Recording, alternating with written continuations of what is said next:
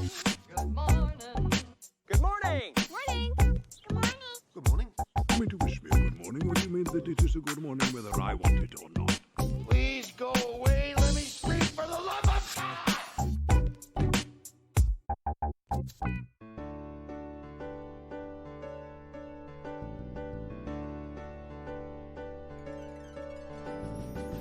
How about some happy music for a killer episode? That's some fun Boppy Barry Manilow for you.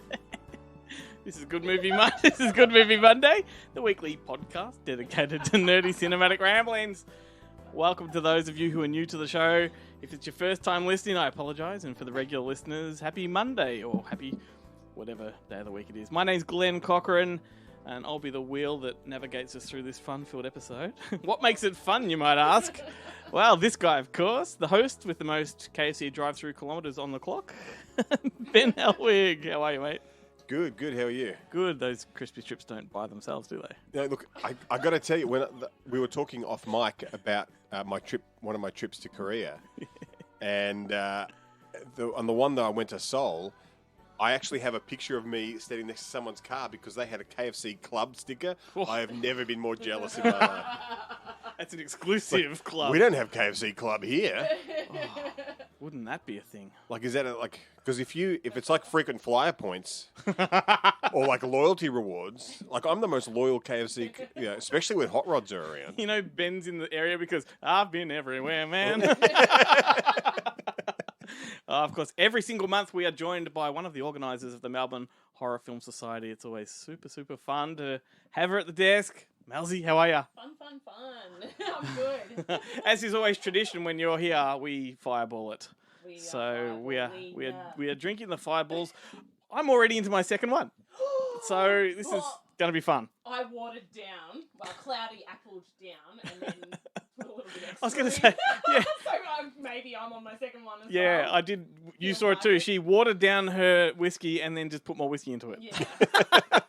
You guys were on to me. That's like 16-year-old me with the Slurpee and the hip flask of bourbon that I bought and first put way too much bourbon in. I'm like, oh, that should be fine, and not realizing that, of course, a Slurpee, like the whole thing, when it melts, it's not that much liquid. You go, this is pretty strong, and then just kept topping it up with the bourbon instead of with Coke or something. Have you ever done that genius thing where you actually put the dome cup on a Slurpee? You put it up the other way so it holds so much more.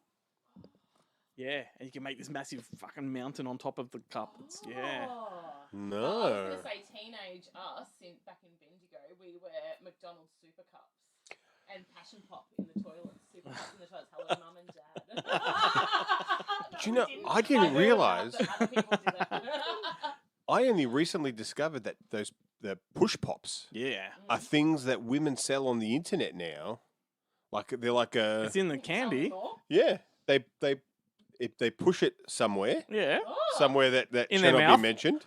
Oh, yeah. Well, I'll say it goes between some lips. That's all I'll say. And then they sell it on the internet. I don't know how long those things last, I've but just been talking about. I actually had a conversation with my family and how annoying it is that they brought me up with such well, I don't know whether it's morals, but just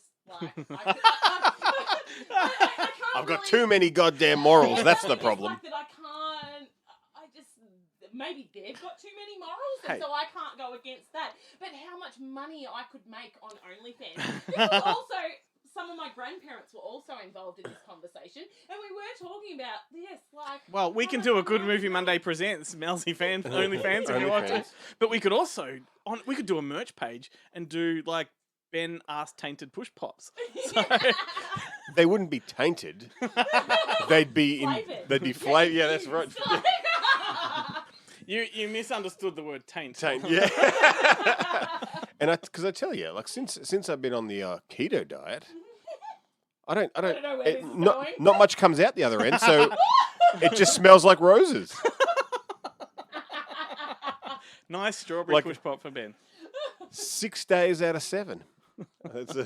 When I told the doctor at the emergency room that after some food poisoning, they looked at me like I was seconds away from exploding. They're like, what is wrong? You had blood-filled shit. Oh God. No, it was a blood-filled puke. Oh, puke. Yeah, no, Well- I didn't. I didn't disappear into the toilet and fill up one of the puke bags with shit. If I might say, I think a chuppa chup would work better for those ladies though, because like that goes in, you twist it around, give it a swirl. Well, I think that because the push pop, you can push it back. Yeah. It comes back, So it's sanitized. so You can it's send it. kept contained. Yes. Oh, yeah. No hazmat needed. But I didn't know that was a thing. Like I've been Customs. I'm buying, thinking it's of like customs. it's like melody pops or whatever. Like I've been buying those for years and had no idea about their old. All the things I could be doing on OnlyFans, making shoes. I tell you what, you could buy a couple of $1 million houses. You could Well, talk. Ruben did say that he You really could. wanted to buy a new house Yes. soon. So. You could have a whole conversation with me whilst tooting. Yeah. Yeah. Good. Right now. Right here. Oh my goodness. We better. We got time for a shower? A real quick one. I think our numbers would go through the roof if the Wednesday Well, if you the gotta Wednesday do what night you gotta do. if the Thursday night video was an OnlyFans video. No, I'm going to start up my own solo podcast, and it's just going to be whistling. Whistling Dixie. And the whole thing every week is that people on social media have to guess what orifice you're blowing it out of. Comes in with the theme song. Pop, pop, pop music. Pop, It's pop, like pop music. it's like I've taught myself to play the harmonica out of every hole. The ears were particularly difficult, but I've got it down now. Our talents are really being wasted. How do you reckon we go from that to talking about our sponsor, like Newsly? Like they're so proud to support what we They'll do. talk about it. Yeah. We'll post and they'll read it too. Yeah. Can I link my OnlyFans account to Newsly Wow, so that yeah. people can subscribe and then it'll read Yeah. the What's happening? hey babe, what would you do if I woke you up wearing this? Watch Ben Not that I've hold spent any time on OnlyFans. an entire bowl of spaghetti under his tit. Well, Newsly are a super app. I should talk about them for a real minute. If you listen to us, you should be doing it on the Newsly app. It's a super app that takes all of the information, news stories, whatever from around the world and just funnels it into your phone. So whatever kind of stuff you like, it'll talk to you about it because it reads it back to you, Melsy. You know, it's amazing. I actually didn't realize that that's what Newsly did. Yeah. And it's opened up a whole new world. Because my old computer, like I don't know if it was VLC or something like that. It used to do it for Yeah. things, but it always did it in like that really shitty monotone computer voice. Yeah. And it would pronounce Yeah. the words like sword, it'd be sword. And that kind of, and it really had trouble with people's names. For the most part, Newsly's got a pretty But- good voice. Like, you Yeah. know, a few moments you can tell it's AI, but otherwise it's pretty damn good. It's like, sometimes I watch, not sometimes, I watch a lot of YouTube travel videos where they for some reason, they get the AI to do to read the Yeah. narration. Yeah. And you're like, they've used the really shitty old AI. Yeah. The And you're TikTok like, AI. Yeah. Like, Like, come on, get the Newsly app. like all the one, yeah. Come on. Get a decent AI to do it. Well, if you like the sound of Newsly, you get a free month premium service if you use our exclusive code MNDAY. So Monday without the O, and you're welcome. Get a free month. And how much does that get off our OnlyFans? That code. How do you speak? I mean, I assume that's what OnlyFans is, right? Man, how cool would that be? It's like it's one of the few social media platforms that we are not on. No, well, we should add that to our link tree. No? This time next week, folks, Ben and I on the desk, literally. Hey, Melsy, Melbourne Horror Film Society have wrapped up a massive Halloween month. How did that go? Oh, yeah. My God. You It was- exhausted? Yeah, a little bit exhausted. A little bit delirious. But it was amazing. It was awesome. Capped off by an incredible screening of Urban Legend. I think it's Yes. the first time we've had a full house since coming back from COVID. Yeah. At our Tuesday night screenings. Blood Ritual always goes off. But, Yep. Oh, is that right? So Blood Yes. Ritual is Blood The place to Ritual- be, my friend. who would have thought Yeah. that drinking while watching the movie instead of Yeah. the bar being in another room Yeah. is the secret. I know, and yeah, I mean, like that's on a projector. This, Yeah. The Tuesday night screenings are an actual, proper setup. Proper and setup, yeah. everything. Yep. But yeah, the Blood Ritual. Like, there's been some screenings where we've had to sit out in the bar to give up our seats. Yeah. It's just Too many insane. people. Yeah.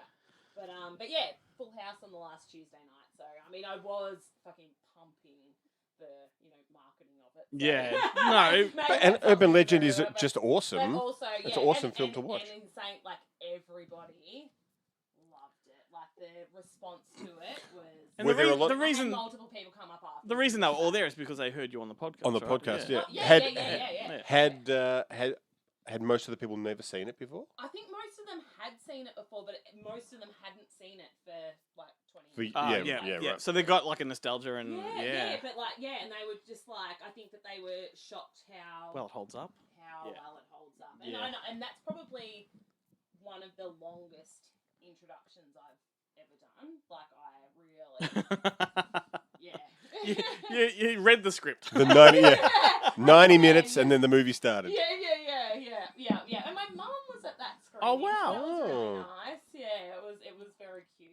Yeah. It was awesome. Must have been a very moral kind of event. No, and we had jokes going on about how hot she is, and then when it come there was rain at the start of the film. It's like, oh, cool, Jules. Is your It was all great fun. Mum's like, oh god, if Is Dad your, heard that, he'd just be like, oh, is your mum on Facebook? no. And OnlyFans? and not even OnlyFans. So what have you got coming up? What do we? So our next screening. So we're moving the Blood Ritual screenings to the second Saturday of every month. Right. To split up the screening. Spread it out. Oh my god, spread it out. So, so the next one is John Dies at the End. Oh, cool. Which is on Saturday, November 12th. So that's at True North in Coburg. So Awesome. that will be lots of fun. And then Serial Mum is at Long Play on November 29th, the Tuesday night. Awesome. And Serial Mum is the reason we are here. This is we've themed. We haven't even mentioned what the theme of this show is, and it's a tricky one to sort of say because I've dubbed it comedy killers as opposed to killer comedies because I kind of, in my mind, I don't know how you guys went with this one, but I went funny movies about killers, like serial killers or whatever. So I don't know how you interpreted the theme, but I use Serial Mum as sort of the foundation. I haven't seen Serial Mum. Right. Made it a little...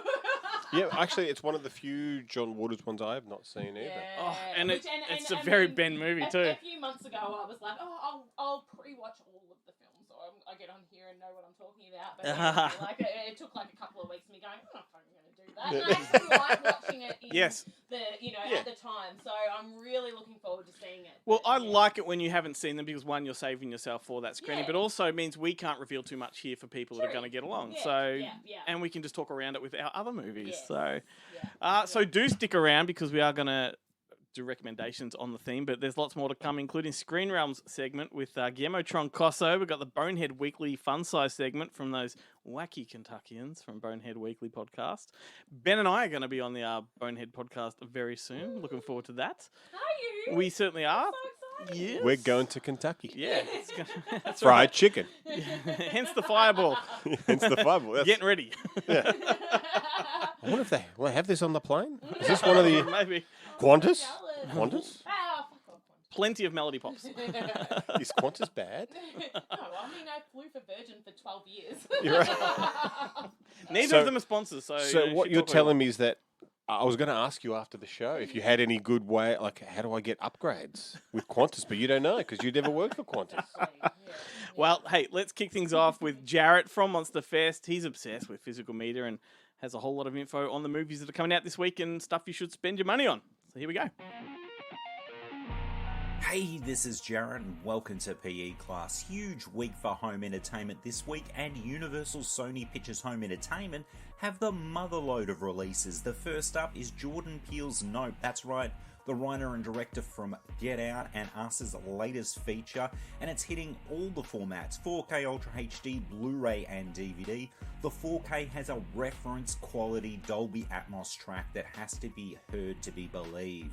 As for special features, the 4K Ultra HD and Blu-ray include deleted scenes, 3 featurettes and a gag reel. Also from Universal Sony is Bullet Train, the actioner starring Brad Pitt. It's hitting all the formats, also 4K Ultra HD, Blu-ray and DVD. This bad boy also has a Dolby Atmos track, and as for special features, The 4K and Blu-ray included audio commentary, 5 featurettes, along with some outtakes and bloopers. Then The Invitation is getting a Blu-ray and DVD release. This is a gothic vampire horror film, and the Blu-ray includes an extended cut of the film that has a little bit more bloodletting. Then digging into back catalogue titles making their local 4K Ultra HD debuts are Wes Craven's Scream from 1996 and the sequel from the following year, 1997's Scream 2. Now both releases have Dolby Vision and HDR10 presentations of the film, and the first film is loaded with special features that include a new featurette titled A Blood Legacy, Scream 25 years later, along with archival special features that have been available on previous Blu-ray releases. As for the second film, however, as it's only the 4K Ultra HD disc with no Blu-ray component, it's only got an audio commentary as a special feature. Another back catalogue title making its 4K Ultra HD debut locally is the Arnold Schwarzenegger feature, The Running Man. This one's got Dolby Vision and HDR10, however there is zero special feature content. You heard me right, zero. Here is Sub-Zero! Now, Plane Zero! And that's pretty much across the board in the UK and the US, as Paramount for some reason haven't licensed any of the special feature content that was created for the previous Blu-ray and DVD releases overseas. Another Arnie movie making its 4K debut locally is Raw Deal. It's got a HDR10 presentation of the film, and it ports all the legacy special features from the previous Blu-ray release, of which there are very few. It's like 2 featurettes and a trailer. Then moving on to Umbrella Entertainment, they're releasing an Aussie horror double of Night of Fear and Inn of the Damned. This comes out on Blu-ray as part of their Ozploitation Classics line, and it's loaded with a combo of new and legacy special features. Also out from Umbrella on Blu-ray are Wrong Turn, Young Guns, The Limey, and Amors Perros. Anyway, that's it for me for this week, so until next time, stay physical. There we go. Thank you, Jarrett. Naturally, now that Halloween is out of the way, Ben, an avalanche of Hallmark Christmas movies are also coming our way this week. So get this, mate. 7 triple packs of Christmas Hallmark movies. That's 21 movies. I am excited. I Sorry. should buy that for my mum. Sorry, it was just back on the okay. Or for me. Yeah, or for you. You can share it. Yeah. You watch it together. Yeah, me and your mum can hang out watching Hallmark movies. I would totally be there for that. Love that. I just watched the, I won't say how I watched it, but I did just watch the Nikki and Nora Oh, yes. Hallmark movie, which was excellent. Yeah. Hope that sparks a new series and they do one a year or one every couple of months.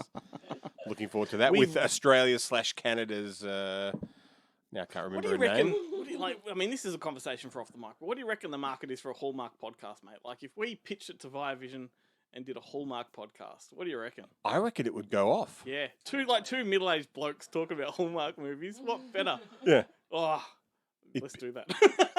I'm down. I'm down. That's right. We just pick 2. We just get through. We could do 1 episode a day. I just watch I just binge them all the time. Mate, you know I will podcast at the drop of a hat. You had me at hello. Oh, come on. I had you at Hallmark. That's right. Anyway, so thank you, Jarrett. Let's do what we came here to do and recommend some movies. I am going to let you go first, Melsy, but let's talk about a few things first. Oh, God, let me.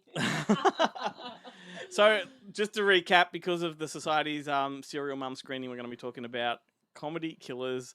I'm looking forward to this. I've got a few doozies, but I just want to you two haven't seen Serial Mum, but I just want to let people know how much fun this movie is and they should get along to your screening. The one-line synopsis is essentially Kathleen Turner is a housewife and mother who is also a serial killer. And that is all you need to know because it's fucking funny. Sam Waterston's in there as well. Is that his name? Sam Waterston? I believe that's Yeah. if you're talking about the Sam Waterston from like Law and Order Yeah, I and am. Yeah. Heaven's Gate and all that sort of stuff, then that is his name. Words, so I'm making sure I'm getting his name right. It's just, but you could have been talking about like, you know, Sam Jones or someone. Is that how you say? Or John Waters from Blue Heelers. Like, is that how you say Sam Jones' name? Like Sam Waterston? No, that's not how you say Sam Jones' name. It is a very dark, outrageously funny movie, and if you haven't seen it, get along to that screening. And with that, Melsy, what is your first recommendation? My first recommendation. So I do love to watch something that I haven't seen before. But then also with October being so crazy, I was like, oh my God, I don't know if I'm going to have time. But anyway, so last night I finally crunch time, I finally sat down and watched The Frighteners. Oh, amazing. Well, firstly, you run the risk of like not liking the movie when you don't. I know. When you pick one you haven't watched before. I know. But no, you've picked a fucking great one. So, written by Robert Zemeckis and Peter Jackson, and directed by Peter Jackson, released in 1996. I do remember that I used to see this in the video store, and I kind of was like, I don't know. Saw it at the cinemas, baby. Like it was Yeah. just Jared great. and I, when we were in New Zealand last, we went to some of the Frighteners locations. No way. Like, I would go so far as to say it's a near perfect film. Like, I just absolutely adore it. I can watch it over and over, and it's flawless. Yeah. Dee Wallace. I mean, the Horror Society guys, when I told them that I was Yeah. going to be, they're like, you're going to love it. And I know you said I would love it as Jake well. Busey's I best. fucking hated it. Jake No, I Busey's didn't. best. Jake Busey's best. So, Michael J. Fox's character, Frank Bannister, is working as a con man. In cahoots with a few ghosts, they create hauntings, and then Frank capitalizes on it by exercising, I'm doing quotation, the house for a fee. We then find out there is an actual malevolent force, the Grim Reaper, that's marking numbers on the victims' foreheads before crushing their hearts, and Frank is, of course, the only living person that can see this. Yep. So, like, this movie has so many fucking plot elements. It does. So I'm only touching on a few. Yeah. And trivia elements. like it's full on. Doesn't it get dark, though? Like, it gets really Yeah. grim. Like, it Yeah. starts off as a comedy, and by the end of it, it's, like, really fucking gnarly. Yeah. And that's where I think there's so many different tones in it, but yeah. So Jeffrey Combs as FBI agent Milton Dammers, His best film. who acts as a foil to Frank being able to stop the Grim Reaper, and I mean he's fucking off the chain. I mean, I'm, like, number one Reanimator fan here, Yeah, but yeah. that is Jeffrey Combs' best role. He's So good. amazing in it. Yeah. You've also got Dee Wallace. Mm-hmm. She's Best. Really Looks fucking good with in black it. hair, too. She does. Yeah. She lost something. She lost something when she lost the stone. Yeah, Dewall Stone. Yeah. Lost a few stones, didn't She like lost, it. lost a couple of stone. Like, I didn't realise that it was her to start, and I'm like, Yeah. oh yeah. So she plays Patricia Bradley, who's now a recluse under the watch of her mother, but as a teenager was in a relationship with mass murderer Johnny Bartlett, played by Jake Busey. His best role. He's He said, what's the number? It's like 32 or something. Like, Yeah. He just keeps quoting the numbers Yeah. as they go up. yeah, It's great. Yeah. So Danny Elfman did the score. It's awesome. I had a really, really good time. Originally written as the third Tales from the Crypt movie. Yes. Yeah. And the guy that plays the husband of the woman, Yes, the main woman, Yes. he played Elvis in Forrest Gump. Oh, yeah. And what was the other connection? Then you got John Astin in there, and Sean Astin was in Lord of the Yes. Rings. Like, Yep, it's yep, got so yep. many little interconnections. Yeah, and that's the thing. Like, there's so many elements to the film. Like, I haven't even talked about, like, there's a love interest, and her husband dies, like, towards the start, and then he's as a ghost, and there's so much going on in the movie. And I read that Michael J. Fox really resented New Zealand with this movie. So he was diagnosed with Parkinson's while he was making this, and he was so far away from home at the time, like his family weren't with him. He was diagnosed quite a bit before. No, I could swear. Maybe it was think that. he was Maybe it was that diagnosed he in, was 91, going through, But yes. And you then know, you the can- early stages of it. And it wasn't until I read that today that he was diagnosed quite a bit before. I'm Right. Like, oh, yeah, I could kind of tell that he, like, you could see it a little bit. Yeah, but he did hate being so far from home, like, and That's- regretted doing it. But Yeah. I think it's a great movie Oh, for it's him. so Like, good, yeah. Yeah. And I think that was his last feature as well. might be last lead role at least. Yeah. Yeah, for sure. Awesome Yeah. choice. But yeah, no, it was really good. I'm so glad that I Relented. took the time to, Yeah. to watch it because it was really awesome. Yeah, you're a fan of that one? I love it. Yeah. It's got that great. Don't Fear the Reaper as well. Perfect use of it. Yep, at the end. Mm-hmm. And just diabolically twisted. Yes. Yeah, no, it was great. I've got a diabolically twisted one for you here, and that fits the bill too. Perfect for this theme. But I've got one from 2014, a very dark movie called The Voices, and this is something to behold. I'm going to just go through the roll call first, just to give you an idea who's in this. It's led by Ryan Reynolds, Jackie Weaver's in it, Anna Kendrick, and Gemma Arterton. And the film is essentially about a serial killer played by Ryan Reynolds, who's not aware that he's a serial killer. So he's got he had a traumatic childhood, and he's been, fucked up in the head by it. So he's developed, personality disorders and whatnot. So he's just unaware that he's a killer, right? But the comedy comes into it. And when I say traumatic experiences, he had an experience with his mother that's revealed in the film that is actually fucking insanely traumatic. Like, you watch it and you're like, how the fuck did this movie even get made? But he lives on his own. He's in like an apartment that is on top of an abandoned bowling alley. And he lives with his pet dog and his pet cat. And this is where the title Voices comes from. So when he's not on his meds, the pets talk to him. The dog is his conscience and then acts as a pacifier for him. And then the cat is the evil temptation and tries to encourage him to kill. And his house, this is like, to give you an idea of the tone of the film without giving much away, his house is very nice and tidy. And when he dismembers bodies, he cuts them up into small pieces and puts them into like little takeaway Chinese containers, but then piles them up really neatly and pristine, like it's sterilized beyond belief. And yet when you see his apartment from anybody else's perspective, it's like a rotten back room of a butcher's shop. Like, it's fucking dank and smell. You can smell it coming through the screen. He keeps heads in his fridges and they talk to him as well.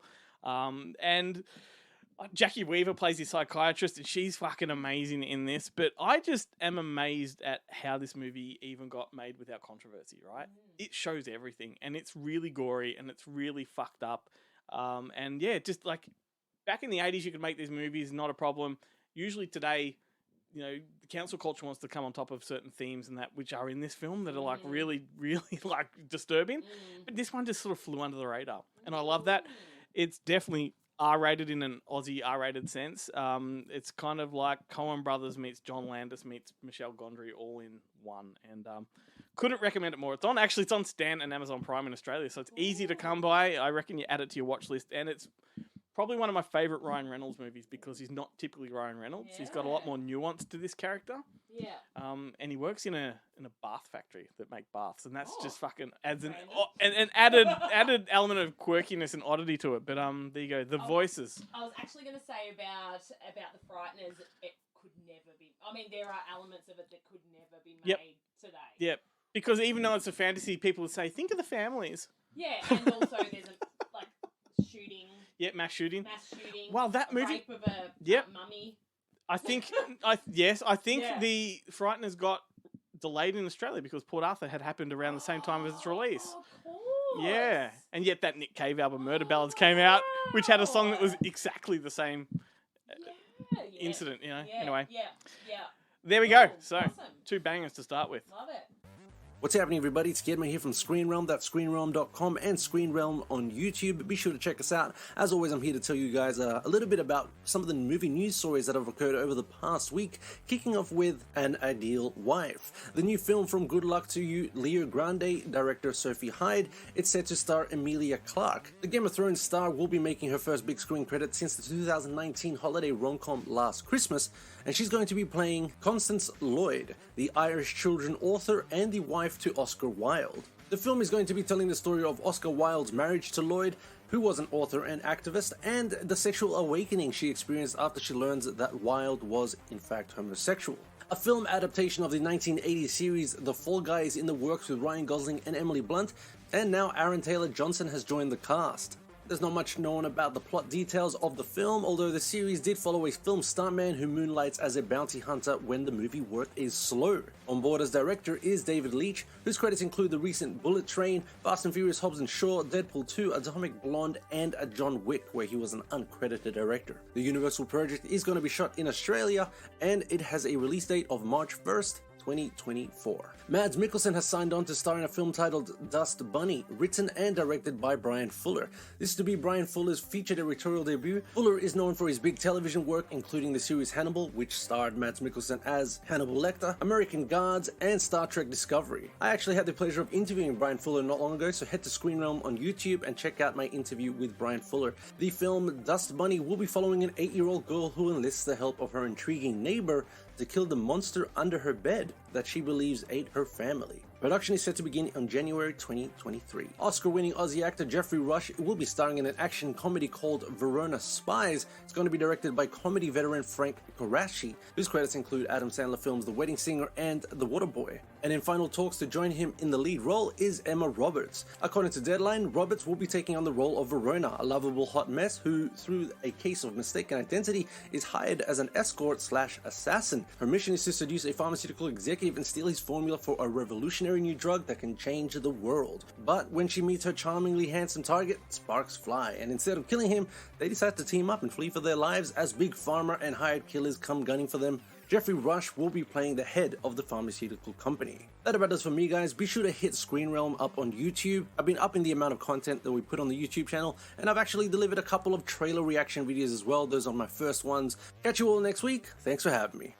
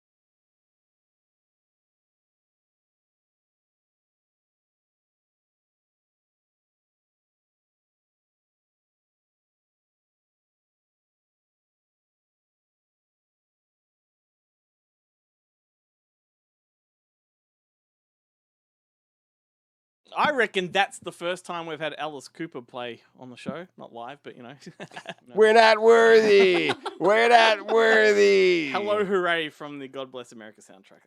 It's a fun little spree kill movie directed by Bobcat Goldthwait, starring Bill Murray's brother that I can't remember his name. Yeah, it's one of the Murray brothers. Yes, I thought that was fun. That's a great little concept movie. Two people that are fed up with the way society and culture has gone, so they're going to spree kill, targeting reality TV stars and influencers and anyone they find offensive. So the Real Housewives would have been ripped from today's headlines, like still relevant today. Ahead of its time. Ahead of its time. It's like when you talk to Phil Brophy about Body Melt, and he's like, "Oh, this was like Body Melt was like a kind of a fight back against this ridiculous body culture nonsense because of Healthy, Wealthy, and Wise." And you're like, "Mate, it got so much worse." I know. Healthy, Wealthy, and Woggy came along. Yeah. What a great thing. Ben, you're up next, mate. What's your first recommendation for the show? Look, I don't know if this qualifies as a killer. I mean, it is because we're over time, so let's say no and move on. All right. Go for it. Who's sick? Who's up now? I don't need to talk about it. I watched it. I enjoyed it. I don't need to. Enough Off said. you I'm going to talk about the big hit. Oh, Marky Mark. Marky Mark. And this is when he kind of was Marky Mark. This And is Richie before Valens. he'd really broken out. Like it's got a massive cast. Yep. So yeah, it is. It's Mark Wahlberg, Lou Diamond Phillips, Christina Applegate, Avery Brooks from just from Star Trek Deep Space Nine. He's the most famous person in the cast at the time. Bokeem Woodbine, who gets like a huge credit. Like, remember when Bokeem Woodbine was a big name? He was a thing. He was a thing. Antonio Sabato Jr. Lainey Kazan is in it. Elliot Gould is in like a tiny part. Don't you reckon Bokeem reminds you of like a fat Dave Chappelle? The way he talks? No? Okay, just me. Moving on. No, the thing about Bokeem Woodbine was always his ears, because he's got the weird ones that kind of they point out at the tips. So he looks like an evil elf. But he's he's one of the other. No, I'm not going to talk about that now. Oh, leave us hanging. I'll leave you hanging. That'll be for He later. realized where it's going. I'll leave that later. So, and this movie is made in No, Yeah. it's staying in. Made in 1998. I saw this theatrically. Did you guys check this one out? At the Nah, cinema? this was a Were you classic. 12 in 1998? No. No? I was like 15. So close. I wasn't that far This off. was a classic double preview tape for me with the time code on it, and probably up with something like Replacement Killers on the same. Yeah, tape, right. It would have something like that. probably been. I mean, it's a massive loss. I mean, Although this, they mainly use that double that they put on the preview tapes. The second one was always the really like shitty one. yeah. Yeah. Oh, so they thought, but often they were the ones that I liked the most. Yeah. But so basically, this movie it's about a Mark Wahlberg, Lou Diamond Phillips, Antonio Sabato Jr. and Bokeem Woodbine are all hitmen who work for Avery Brooks, who's like a crime lord. And Marky Mark has a fiancée, Christina Applegate, and a girlfriend on the side, both of whom are clearly just using him to take all his money, really. Yep. But he's got this weird kind of social anxiety disorder where he cannot stand the thought of somebody not liking him, to the point where he has to take like Pepto-Bismol to calm his stomach down because he feels sick just at the That thought. shit always fascinates me. Every fucking movie, they just drink it like as Yeah, it's this weird. It's that pink stuff in the movies when yeah. like the cop comes home and he's had a hard day, he picks up a pink bottle of sludge and just fucking downs it. Yeah, it's What's it called? I'm noting it down. Pepto-Bismol. Pepto-Bismol, but it's basically That's not good for you, it's okay. the Ferris said it to Cameron. Pop some Pepto-Bismol and get over here. it's the stuff you take, like the stuff you take for heartburn. It's or antacid. whatever. Yeah, antacid. Like Yeah. Yep. I can't remember what the local one is. Yeah. Yeah. Gaviscon and Gaviscon. stuff. When I was pregnant, I had like 4 bottles of that on the go. Like I would carry Jesus. one around with me at all times. That was pretty much the only bad thing. Pretty much. It's the not only bad, thing But they that I drink it had like- about, being pregnant. I just always needed Gaviscon. I'd just be But they drink it like it's delicious in the movies. Yeah. And Which I always it is want not. to. I always want to No, taste it's it. not. Yeah. It's I always think not. it's like must taste like But Big it's M, made like me- thick Big M. I wish 'Cause it it's made me pink, super like confident. strawberry Maybe Big I M. should try it now. It's become a trope. Yeah. Anyway, go for it. It's It's definitely like a thing. it's Pepto-Bismol and then noodle buckets that are old in the fridge. Yeah. Yeah. Yeah. With pot stickers, and I'm like, what the fuck's a pot sticker? I don't know what it is. I don't understand, America. They don't have it at the noodle box. All of these things, our life would be. Yeah, but that guy that eats it's always washed up. Yeah, it's true. And they always like smell like, nah, it's still good. And I'm like, I fucking bet it is. Or the milk's lumpy. I don't. I mean, look. To be honest, I don't understand it because I've never had any fast food in the fridge that's lasted more than like a day. Like I'm eating that shit. I'm going back. I eat in the middle of the night. I'm Yeah. like, and with my hands. I can- The other night, You weirdo. rice and like. I can eat till I feel sick, till I feel ill, and then like an hour later go. Yeah. This would have It's in been a the great fridge. conversation for next week's show. But anyway, I digress. Go for it. But so he's a hitman, and Lou Diamond Phillips kind of organizes this side gig, this kidnapping where he plans to kidnap this daughter of a rich businessman, and ransom her for a bit of cash on the side, which Avery Brooks strictly forbids. And at first, Marky Mark doesn't want to do it, but then the leeches that are his girlfriend and his fiancée make it basically force him into it. And unfortunately, as it turns out, the girl that they kidnapped, played by China, the ridiculously gorgeous China Chow, who, funnily enough, I think she did this movie, she did a couple of other things, and then she disappeared. Like, her mother was like a supermodel, and she was kind of on her way, and then her mother got really sick, and she basically Retired. Like, gave up her career. And then, like, she appears later on in, like, the pilot episode of Burn Notice, but for some reason doesn't continue. And she's kind of come back now, but she'd be my age, or if not old, like slightly Washed up. slightly older or longer. Yeah. Has been past it. Useless. No use to society. Not worth the skin that is printed on. Yeah. Reduced to being a sidekick on a podcast. Yeah. Someone who just thinking about them makes you want to kill yourself. Mate, too far. Because life is over. Too far. Let's be honest. What's the point? But the girl that he kidnaps, her father has just gone bankrupt because he's blown his entire fortune making this movie. I think it's called something like The Golden Shower or the Golden Golden Rain or something like that, and it's written, directed, and starring him, and he's like this 60-year-old Japanese man, and he's blown all his money because like all the posters that he sent out are gold leafed.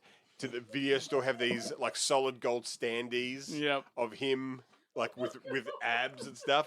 It's amazing, and there is some fantastic video store sequences. Like one of the major kind of subplots in this film is that Marky Mark has an overdue copy of King Kong Lives out, and this video store guy keeps calling him and threatening him, and he's got like a wall of shame. Which I mean, at the time I don't know if I was actually working at the video store allowed to have or one just. at mine. Yeah, you weren't. We were told like Legally, I wanted to start you one. couldn't. You weren't allowed to. You're not allowed to.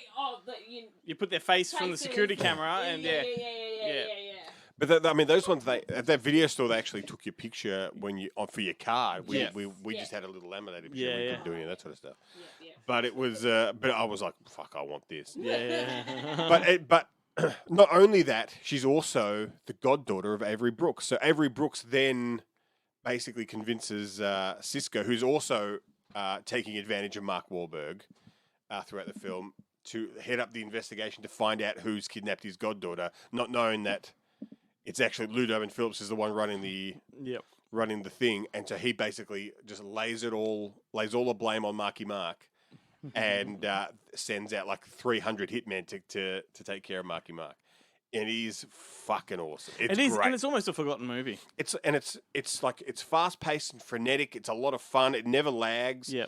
It's almost like an MTV movie. Yeah, it was a great era for these movies. Like I said, Replacement Killer is very similar. Yeah. And like it's funnily enough, it's produced by John Waters and Wesley Snipes. Like it was their production company that made the film. What's it called again? The Big Hit. Oh, that's right. Yeah. It's awesome. Take that. How was that? You lived up to it. All right. Let's calm down. And let's acknowledge the fact that the fireball is working. See?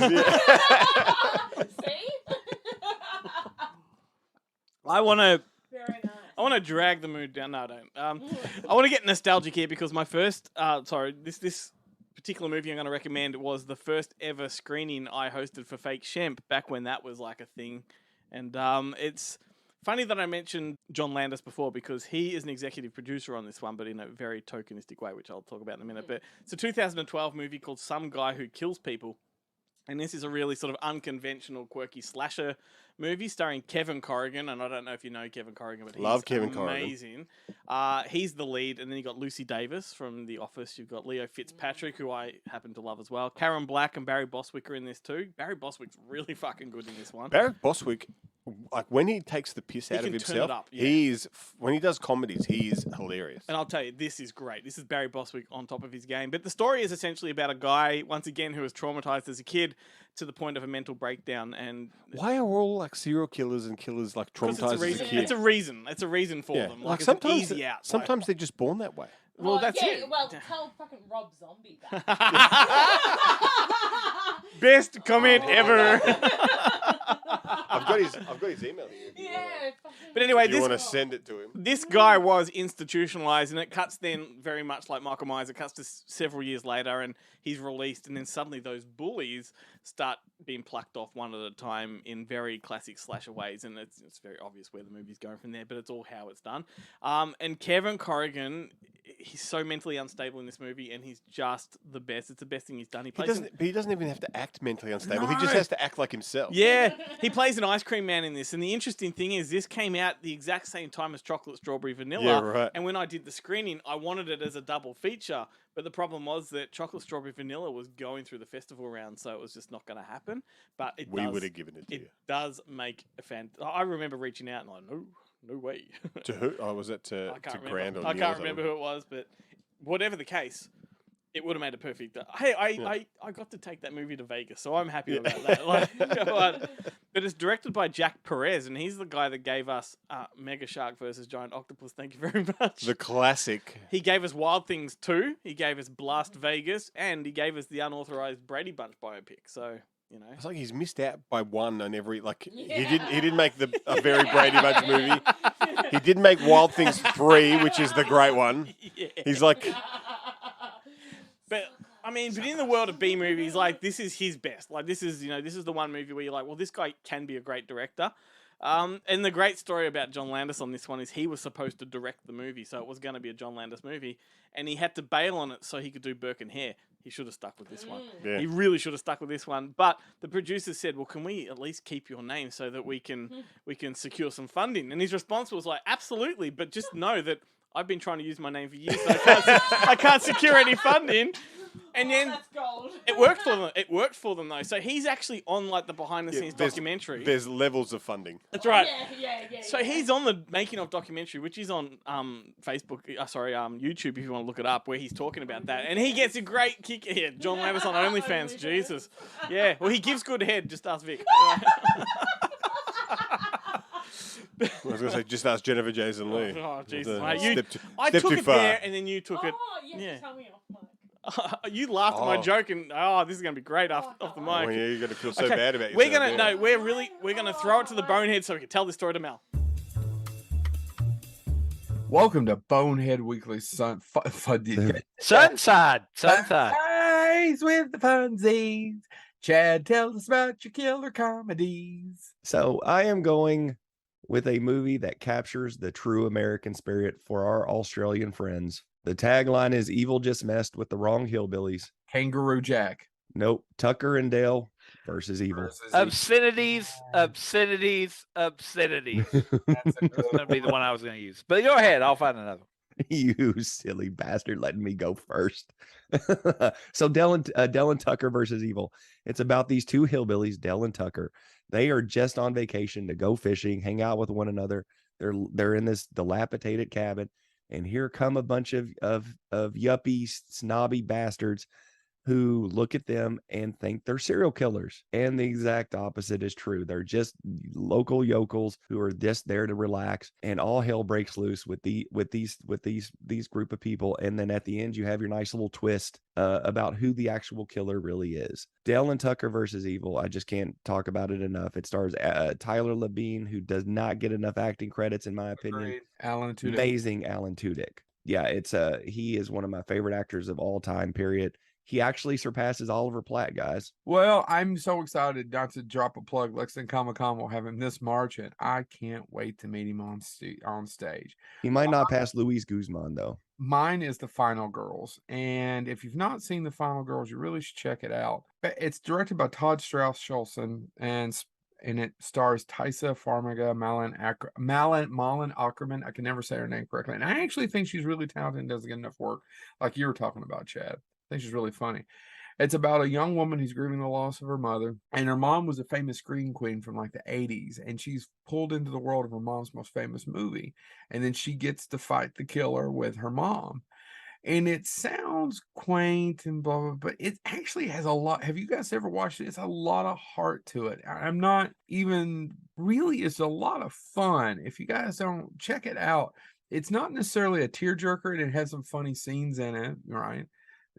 But it's also got a lot of heart about this woman and her mom having this connection that they never would have had in real life. So check it out. The Final Girls. I went into this movie with low expectation. Chad gave me a recommendation that I'll do as a bonus here in a second. No, but you dare. I went into this movie with somewhat low expectations. I cut it on the HBO there. You kids like the HBO anyway. But I actually enjoyed it more than I thought I would. And so since Chad took mine, I'll just do a shout out to Freaky. I enjoyed Freaky way more than I thought I would. It was a really good movie. I watched it drunk, and I really need to watch it again.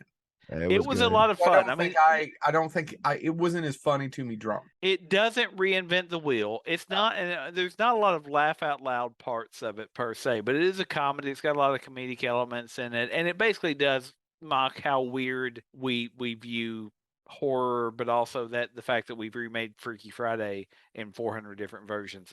The one that Chad actually recommended was Cabin in the Woods. Which I don't consider that's not necessarily a crazy killer. I mean, there is a couple crazy killers in it. No, Cabin in the Woods and the Evil Dead remake are probably my two favorite studio horror films in the last 15 years. But yeah, and also Chad's right though. Probably What We Do in the Shadows. I mean, there's a lot of killing in that, and I love the TV series as well. So there. I did 3 real quick. Look, we're still 5 minutes. No, you didn't do it real quick. This has been Bonehead Weekly. But it took about as long as you did. Melsy, the Boneheads practically stole your thunder right there. I could not believe it. It was like the first one, I would have chosen that. The second one, I would have chosen that. And then the third one, I'm like, you've actually got to be fucking kidding me. Like 3 of my favorite fucking movies they chose. I know. How it was so stupid though that I hadn't actually even thought of those movies for that. But this topic. Yeah.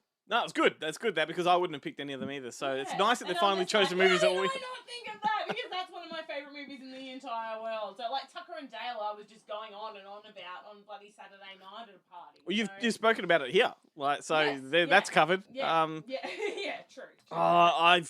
His name escapes me, and that really pisses me off. The guy that wrote Final Girls was on the show, like for the Near Dark screening. Yes, what's his name? Fuck. Yeah. Who was in Near Dark? Yes, I'm so glad it's not me. Yeah. And So I was trying to think of how Jason Patrick's brother. Yes. Anyway, he would be really cool Robert Patrick.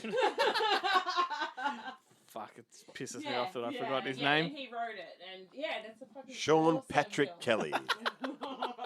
Anyway, go give the Bonehead podcast a listen. Bonehead Weekly. It's available wherever you get your podcast, which is obviously where you get ours from. So it's obviously Newsly, right? So Patrick Muldoon. No? No. I've got him, any closer? I've got him booked for next week, mate. Fucking awesome. I do not, but I've got I another. love Patrick Muldoon. Yeah. Anyway, Melsy, you're up next with your next recommendation. All right. So it's all about me. My next recommendation is Behind the Mask, The Rise of Leslie Vernon. I know the poster for this, but I've never seen it. I've never heard it. I've not heard of it. Glenn hadn't seen it. You haven't seen it either. I haven't even heard of it. Pull in your chairs, guys. I'll tell you a little story. I mean, I would think this is the first time this has ever happened that I'm talking about something that none of you have seen. So let me revel in it for a second. And okay. Okay, so it was released in 2006. It's a very meta look at the slasher genre presented in mockumentary style, and it's set in a small town in Maryland. Which I've been to Maryland. Murder capital of America? No, that's Baltimore. Yes. Which is in Maryland. Yeah. In a world that characters like Michael Myers and Jason are real-life serial killers, and there's people out there that want to be just like them. One of whom is Leslie Vernon. I was going to say, like that little kid in that viral video who's dressed up as Michael Myers and he falls down and then just and then sit up. He sits up, and does it perfectly. I've ever seen in my Anyway, listen to the love in my voice. So he's an amateur serial killer that's hoping to make it big and is planning this elaborate farmhouse slaughter. He invites documentary filmmaker Taylor Gentry and a couple of cameramen to follow him around as he models his legacy based on well-known horror tropes. And he fully sets up his final scene so that he'll have the upper hand. When was it? When did this come out? 2006. I was going to say, because it sounds like Scream before Scream, but it's Scream after Scream. Yeah. So he seals off entries and he's talking through it all as he's doing it and rigging the electricity and all that sort of stuff. And as he's going through the steps, he explains the behaviour of victims and how ridiculous it is, how it's presented in horror movies. All of the things we see in the movies, running up the stairs, dropping the weapon, all that stuff. Yeah, why do they run away? They've got the guy on the ground, they've got the weapon, and then they drop it and run away. So it's all commenting. Fuck you. Meta. It's all commenting on all that sort of stuff. And of course, even though Leslie Vernon is presenting himself as being transparent, there's always this question of, is there something else going on? And is he an unreliable narrator? Exactly, and he isn't telling the whole truth, which you find out throughout the movie. The style is kind of a bit like The Office comes up, that sort of camera movement, and he's a little bit David Brent.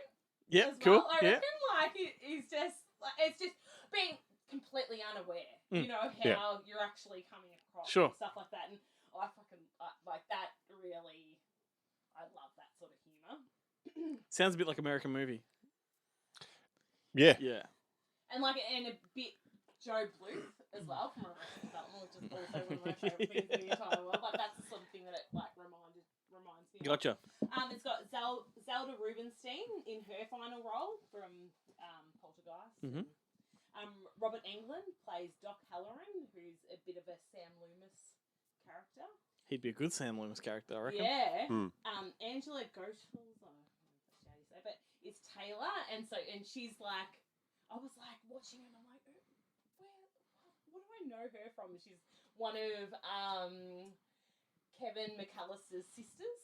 Yeah. I'm just fuck, she's really familiar. Yeah. That's where it's from. If you would have asked me who Kevin McAllister is, what's the kid from Home Alone's name, I wouldn't have been able to tell you. But you say Kevin McAllister, I know exactly who you're talking about. And then for a second, I'm oh shit, Kevin.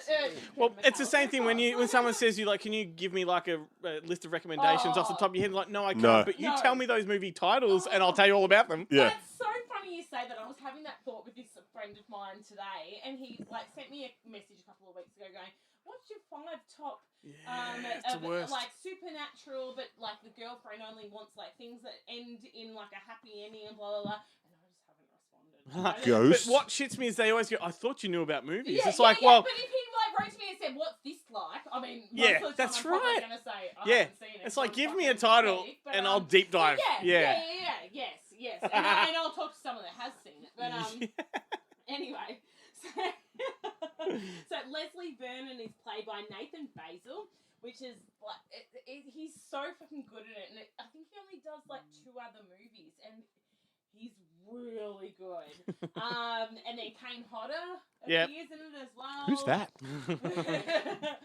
It was directed by Scott Glosserman in his directorial debut.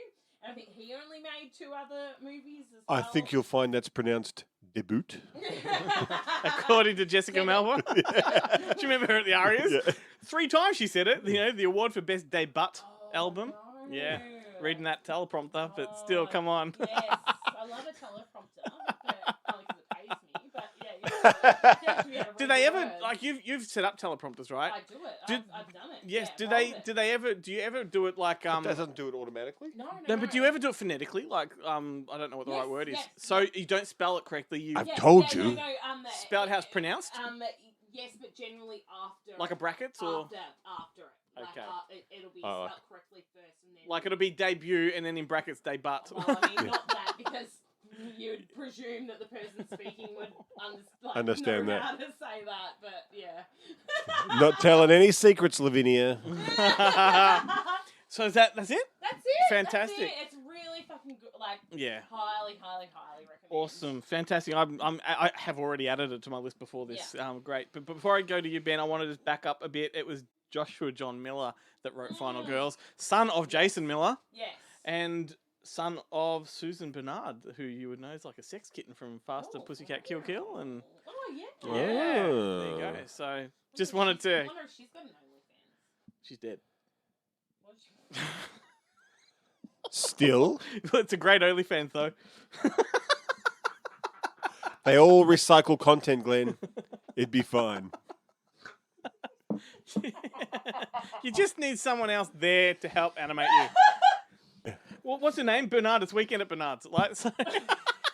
I watched this on my Samsung TV. They've got like Samsung have a whole bunch of these like private like Samsung channels on there, like VOD channels. Yeah. And there was some like sword and sorcery kind of King Arthurian movie with Katherine Heigl in it. Yeah. I can't remember who the guy was. It was like a Prince Valiant. Yeah. It was a Prince Valiant movie. Like Chris Pine type. Like, yeah, something like that.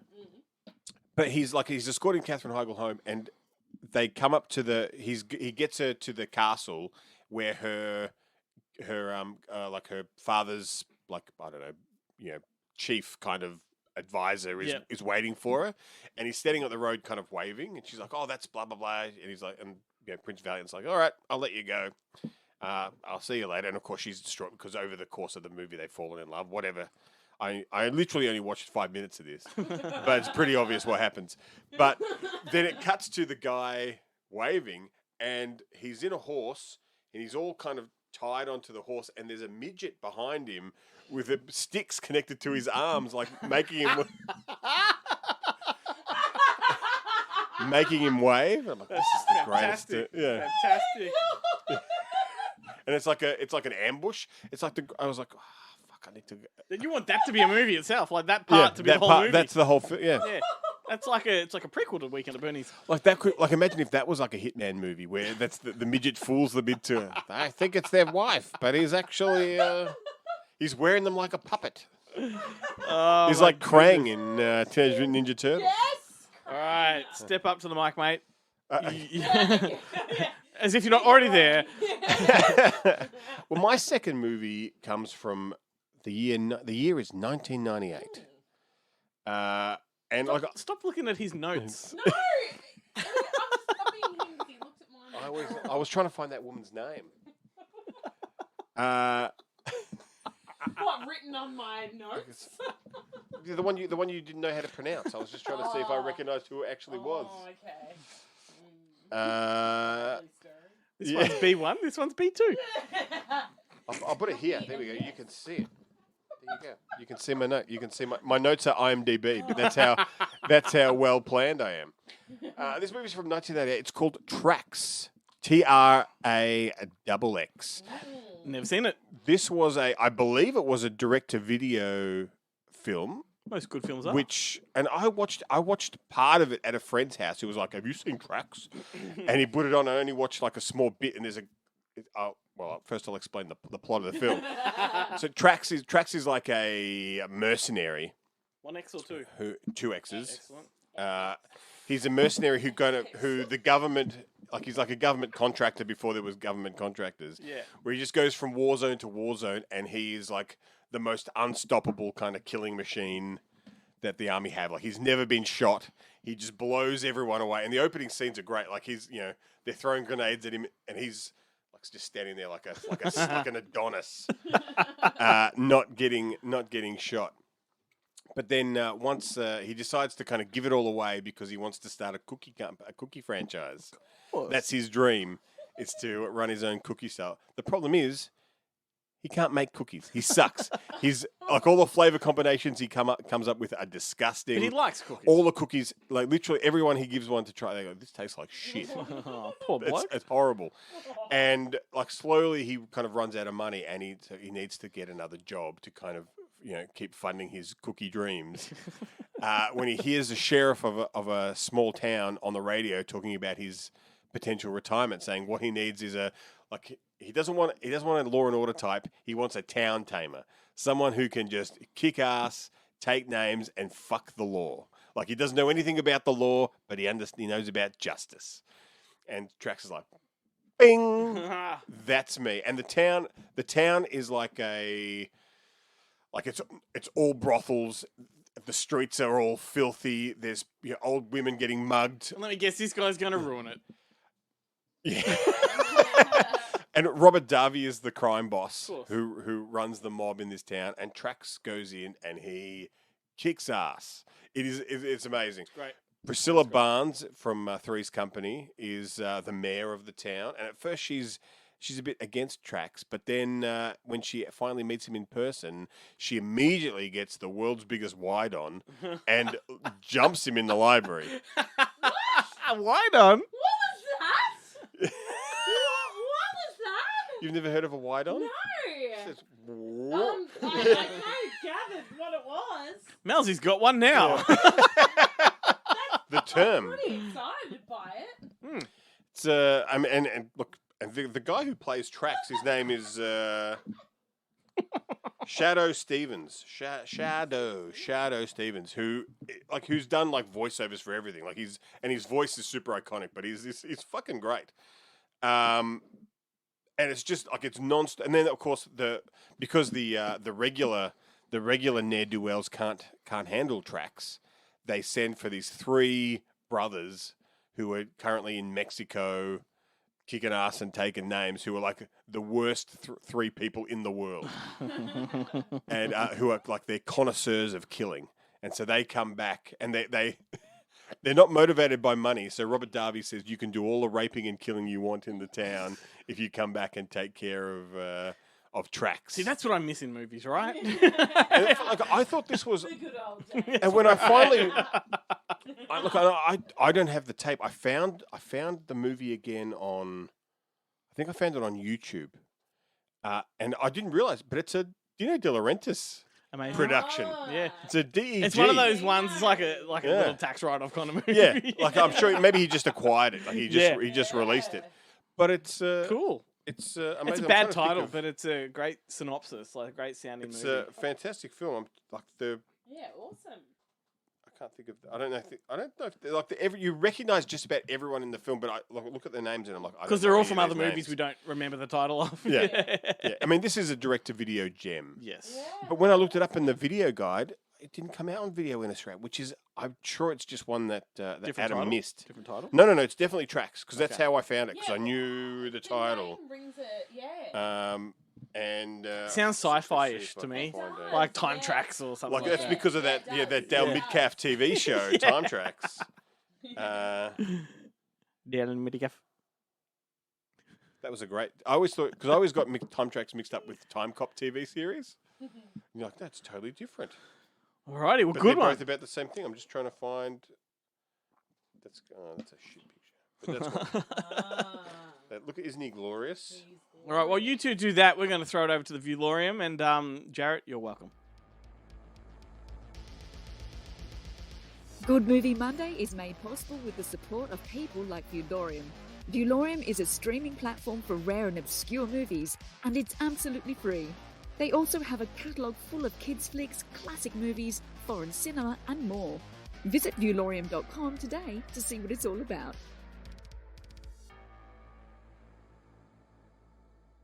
Here we go, right.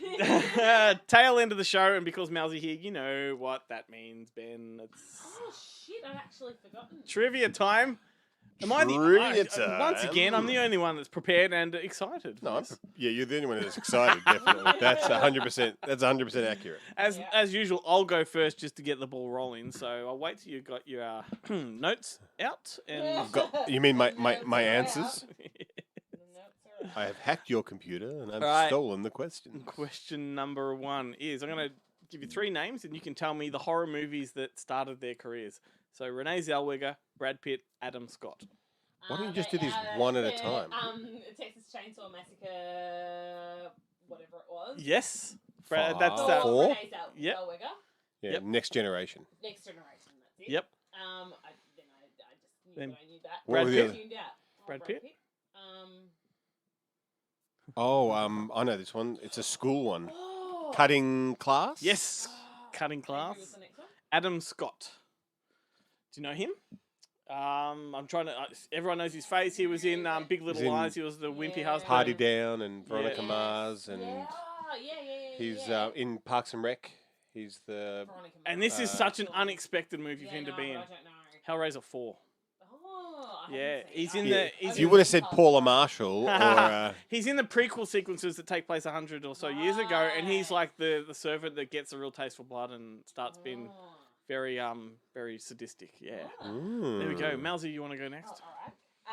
What type of doll appears to be possessed in The Frighteners, and also inspired Annabelle from the Conjuring / Annabelle series? Has to be Raggedy Ann, doesn't it? Yeah. Well done.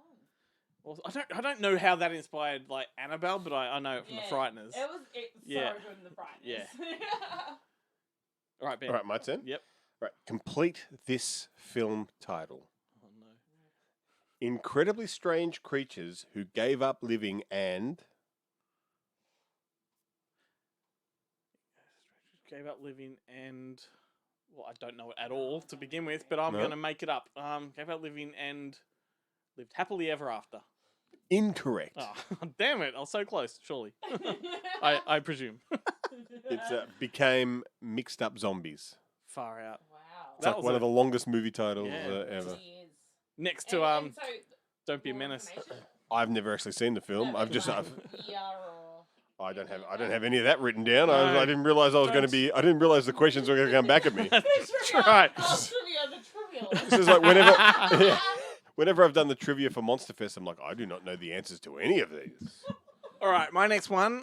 The character of Radu Vladislas is the central vampire from which DTV horror franchise?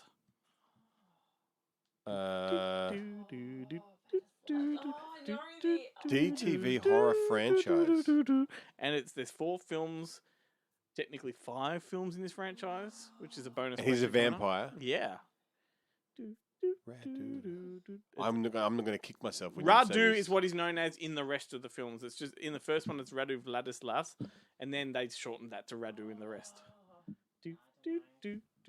It's subspecies. Yeah. Okay, All right, you for a ask bonus question, can you name the spin-off movie from the subspecies franchise?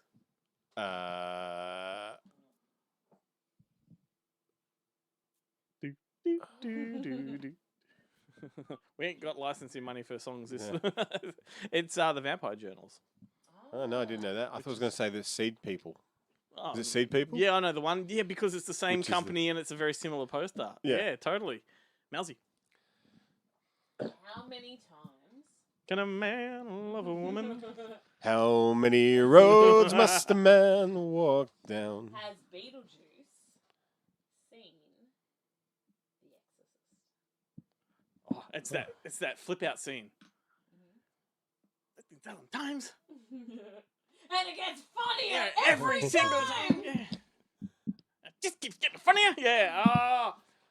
I don't know. I'll go for the closest two. 50,000. 600.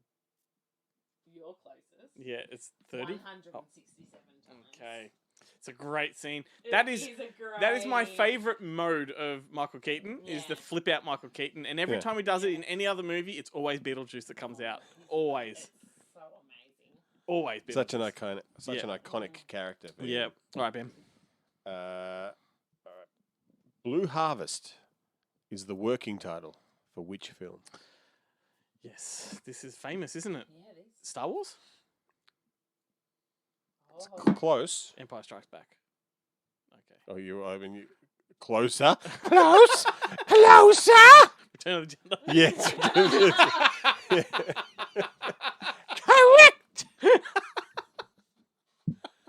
What's- You threw me what's the- because it's usually horror that we stick Yeah. with. What's the? Well, that's why I thought because I thought No, but this even- episode Yeah, hasn't really you're been right. horror. My very first episode, I was like, That's right. it's not horror. Well, okay. Well, let's, golden No, rule. I just Moving meant, like, forward. Alfred Hitchcock. Moving forward. Whatever you want. Yeah.